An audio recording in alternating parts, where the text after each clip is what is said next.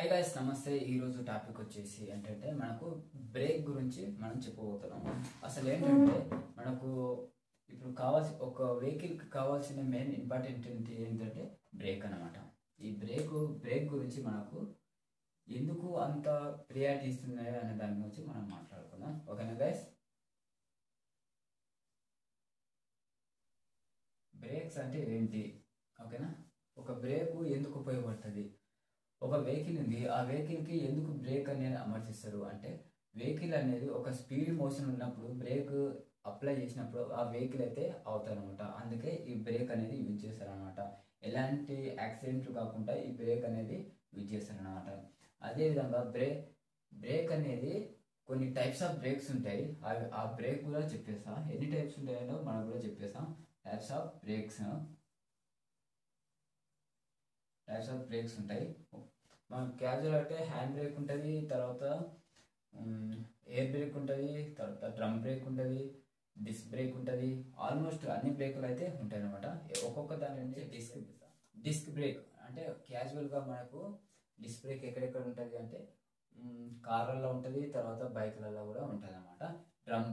ఈ drum break కూడా కార్లలో ఉంటుంది, తర్వాత జీప్లలో ఉంటుంది. అన్ని వెహికల్లో డ్రమ్ బ్రేక్లు అయితే ఉంటాయి అన్నమాట.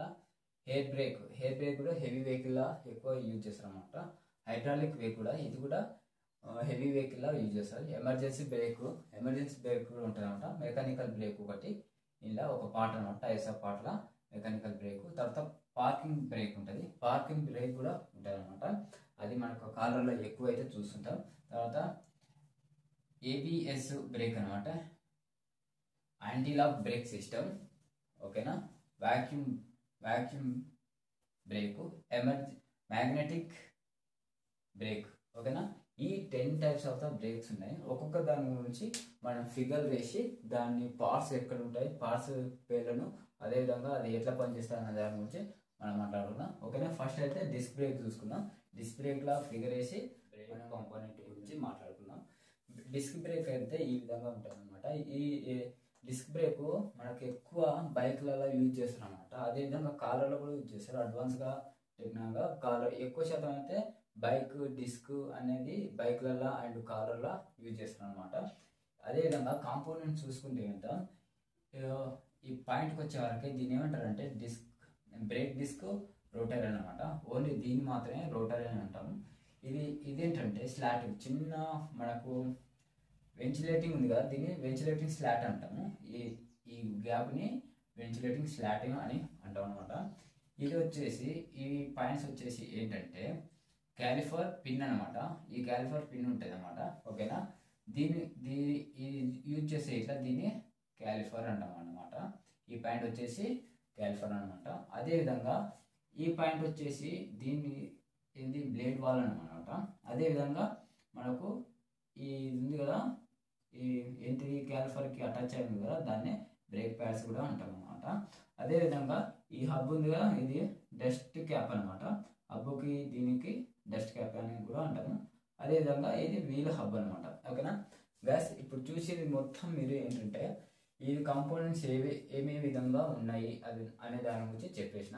ఇప్పుడు ఈ మనకు ఫస్ట్ ఆఫ్ ఆల్ ఏంటంటే ఆటోమొబైల్ ఎక్కువ యూజ్ చేసేది మాత్రం ఇది డిస్క్ బ్రేక్ అయితే యూజ్ చేస్తారు అనమాట. డ్రమ్ బ్రేక్ కూడా యూజ్ చేస్తారు. దాన్ని కూడా నీకు ఎక్స్ప్లెయిన్ చేస్తా. ఫస్ట్ అయితే ఈ డిస్క్ బ్రేక్ అయిపోయిన తర్వాత నెక్స్ట్ డ్రమ్ బ్రేక్ గురించి మాట్లాడుకుందాం. ఓకేనా గైస్?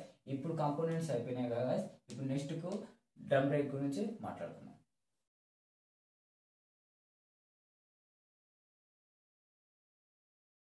హే గైస్, ఇప్పుడు ఏంటంటే according to purpose service or primary brake, parking or secondary brake అనమాట.